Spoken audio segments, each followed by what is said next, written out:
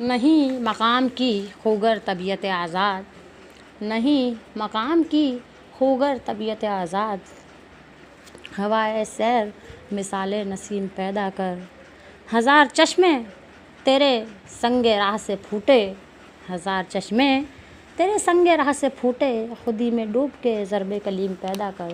علامہ اقبال کے انہی اشعار کے ساتھ میں ماہی اردو چینل میں آپ سبھی کا تہہ دل سے استقبال ہے۔ آج میں یونیورسٹی آف کوٹا کے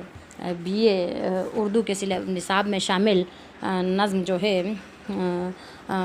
خدا تجھے کسی طوفان سے آشنا کر دے کے بارے میں آپ سے کو بتانا چاہوں گی، اس کی تشریح اور نظم کو بھی پیش کروں گی آپ کے سامنے۔ اس سے قبل میں اقبال کے کچھ چند ان کی بڑی بڑی جو معلومات جو ہیں ہمیں معلوم ہونی چاہیے کہ علامہ اقبال کیا تھے، انہوں نے کس طرح سے کام کیے، وہ آپ کے سامنے میں پیش کرنا چاہتی ہوں۔ سب سے بڑی بات تو یہ ہے کہ اقبال کے کلام کو سمجھنا کوئی آسان کام نہیں ہے۔ مجھے اس کی سب سے بڑی مثال آپ کے نصاب میں ہی ملتی ہے کہ آپ کے نصاب میں صرف جو نظم دی گئی ہے اس کا موضوع ہے طالب علم، اس میں صرف 4 مصروں کی وہ نظم ہے، اور اس 4 مصروں کی نظم سے آپ کو علامہ اقبال کے کلام کی جھلک جو ہے دکھائی ہے۔ علامہ اقبال نے بھی سب سے بڑا کام یہ کیا کہ اسلام کو شاعری کے قالب میں ڈال دیا۔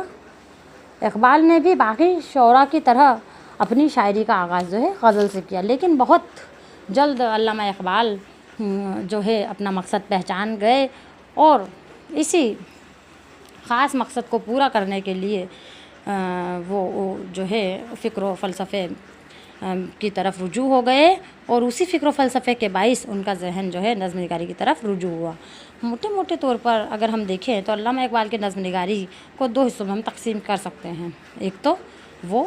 جب وہ زیر تعلیم تھے، دوسرا وہ جب وہ انہوں نے انگلینڈ کا سفر کیا۔ دونوں ہی دور کی منظومات میں بڑا ہی فرق ملتا ہے۔ ہم دیکھتے ہیں آپ کے نصاب میں جو شامل ہے ضرب کلیم ان کا ایک شعری مجموعہ ہے، اس میں جو ہے ضرب کلیم میں جو نظم دی گئی ہے اسی کو وہ تو انگلینڈ کے سفر کے بعد ہی انہوں نے لکھی تھی۔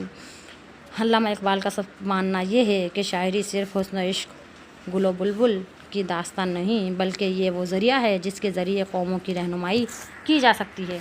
اسی سلسلے میں ان کا مجموعہ ضرب کلیم میں ایک نظم کے ذریعے طالب علموں کی رہنمائی کرنے کا جو ہے مقصد پیش کیا گیا ہے کہ طالب علم کس طرح سے اپنی خودی کو پہچانیں، کس طرح اپنے مقصد کو پہچانیں، اور اس مقصد کو پورا کرنے کے لیے اپنے مقصد سے ایک عشق کرنے لگے، اور عشق اس حد تک کرنے لگے کہ جنونیت کی حد تک پہنچ جائیں وہ عشق کرتے کرتے اپنے مقصد سے۔ یہی آپ کی خودی کا فلسفہ ہے۔ اور آپ نے فرمایا ہے، طالب علموں کو کہا ہے کہ خدا تجھے کسی طوفان سے آشنا کر دے، خدا تجھے کسی طوفان سے آشنا کر دے کہ تیرے بحر کی موجوں میں اضطراب نہیں، خدا تجھے کسی طوفان سے آشنا کر دے کہ تیرے بحر کی موجوں میں اضطراب نہیں، تجھے کتاب سے ممکن نہیں فراق کہ تو،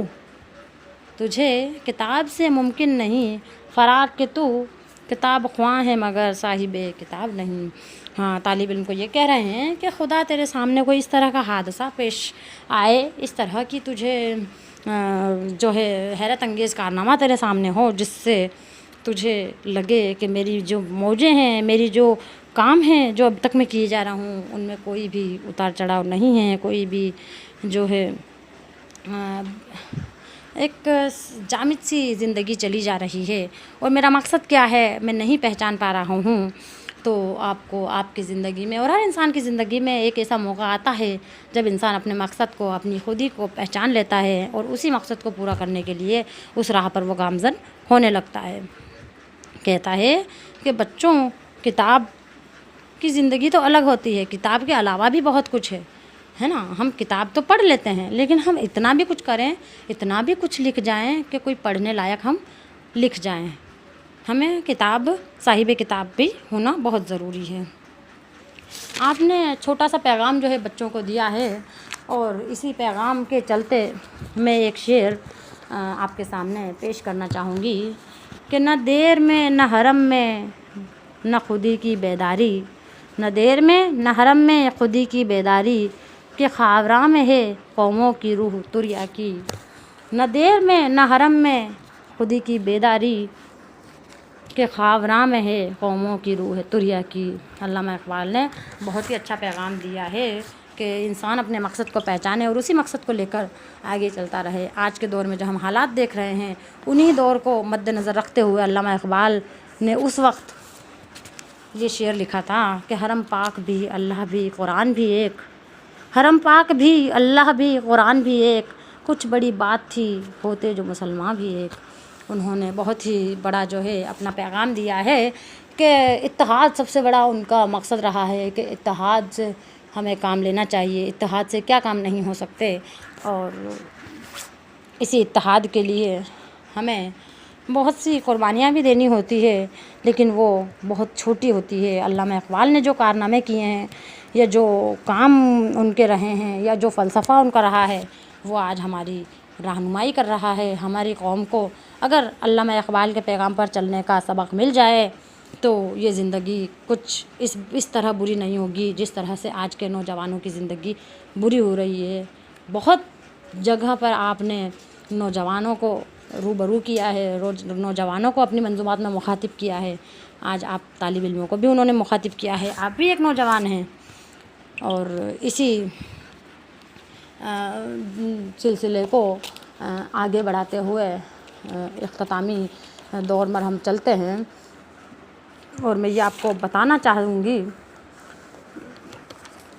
کہ علامہ اقبال نے بہت ہی آسان الفاظ میں ایک شعر کہا تھا، میرا طریق امیری نہیں فقیری ہے، میرا طریق امیری نہیں فقیری ہے، خودی نہ بیچ غریبی میں نام پیدا کر، خودی نہ بیچ غریبی میں نام پیدا کر۔ بہت ہی بڑا پیغام دیا ہے آج کے بچوں کو کہ یہ بچے ہم یہ سمجھتے ہیں کہ ہم غریب ہیں، ہمیں خودی پہچاننے میں نہیں آگی، غریبوں کو کچھ نہیں کر سکتے۔ انہوں نے کہا غریبی میں بھی جو ہے خودی جو تو پیدا کر سکتا ہے۔ انسان اپنی خودی کو پہچاننے کے لیے کوئی پیسے یا روپیے نہیں لگتے ہیں، خودی کو پہچاننے کے لیے اپنے اندر کا ہمزاد جو ہمیں کہتا ہے نا، وہ بالکل صحیح کہتا ہے۔ تو ہمارا دل یا دماغ جب غلط راہ پر جاتا ہے تو اس وقت ہمارا اندر کا ہمزاد جو ہمیں صحیح راہ دکھاتا ہے، ہمیں اس کی بات مان لینی چاہیے، اور کچھ اس طرح کے حادثات ہمارے سامنے جو پیش آتے ہیں ان کو پہچاننا چاہیے کہ یہ حادثات ہمارے سامنے کیوں پیش آئے ہیں اور ان کے آنے کا مقصد کیا ہے۔ تبھی آپ خودی کو پہچان سکیں گے، اور خودی کو پہچاننے کے بعد ہی آپ اس دنیا میں کچھ کام کر سکیں گے۔ آخر میں اختتام کرتے ہوئے میں ان کا ایک شعر پیش کرنا چاہتی ہوں۔ خودی کو کر بلند اتنا کہ ہر تقدیر سے پہلے، خودی کو کر بلند اتنا کہ ہر تقدیر سے پہلے، خدا بندے سے خود پوچھے بتا تیری رضا کیا ہے۔ شکریہ سننے کے لیے، اور اسی سلسلے کو ہم آگے بڑھاتے جائیں گے۔ ابھی آپ سے جو میں اجازت چاہتی ہوں۔ شکریہ بہت بہت۔